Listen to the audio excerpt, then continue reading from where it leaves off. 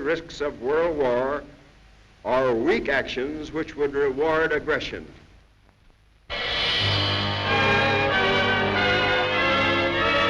The Persian oil crisis had reached this stage.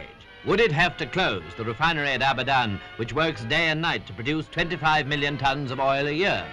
The answer was still in the lap of the gods. Meanwhile, Britain witnessed the first evidence of the deteriorating conditions in Persia. Evacuation of British families from Abadan. Wives and children arrive at Heathrow by BOAC plane, with occasionally a husband and father escorting them. The story of this massive British undertaking in Iran, with its great contribution to the prosperity of the Persian people, was beginning to be better understood by the rest of the world. At the turn of the century, Iran, or Persia, was a country of deserts and mountains, a few rivers and primitive rivercraft. Its undeveloped natural resources were suspected. There was oil seepage, and there were strange fires like the burning bush of the Old Testament. Then, in 1908, British prospectors found oil in commercial quantities. This was well number 1, opened by the pioneers, the Darcy concession. In the following years, the oil derricks sprang up along the foothills of the mountains.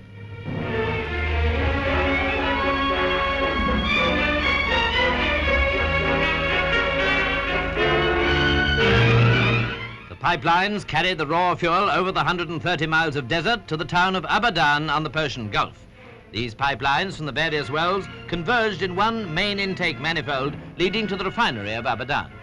Situated on an island, this town hardly existed before the British came. But here the company, now known as the Anglo-Iranian Oil Company, built not only the largest refinery in the world, producing 25 million tons a year, but also a town containing 170,000 men, women and children, taught and trained by the company, housed and provided for by it. 21,000 houses were built for its employees. A new estate this, so new that it's bare of grass and trees. On the older parts of the island, the trees have grown, planted and watered by the company.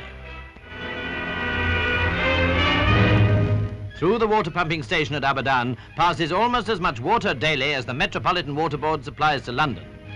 All the amenities of life in Abadan, in fact, were due to the Anglo-Iranian Oil Company, and in their abundance they stood out in significant contrast to other cities of Persia.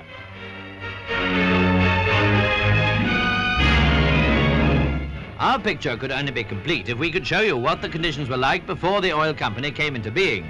But the British have introduced hygiene into Persia, education, there was almost total illiteracy before the company's time, and sport.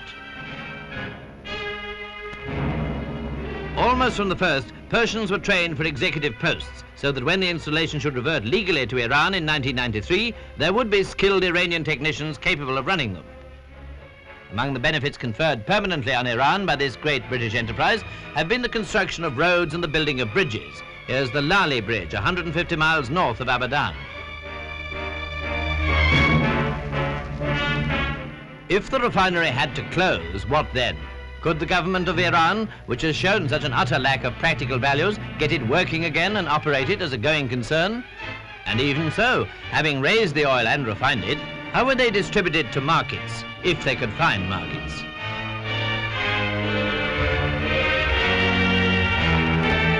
The Anglo-Iranian Oil Company operates a huge fleet of tankers.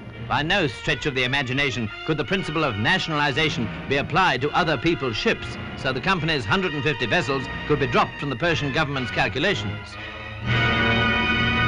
With tankers lying idle and empty off Abadan, the crisis continued unresolved, and the Persian government remained unwilling to negotiate. At the company's headquarters in London, cool tempers prevailed. We interviewed Mr. Jackson, the deputy chairman, just back from Tehran. In the circumstances, can the Persians get together enough technicians to carry on? Yes, I would think that they could assemble a team to carry on in time. But undoubtedly their great difficulty will be to sell the oil abroad. I do not know of any country which has attempted to nationalize a 95% export business. In your opinion, Mr. Jackson, what would be the probable effect in Persia of British withdrawal? I think economic disaster.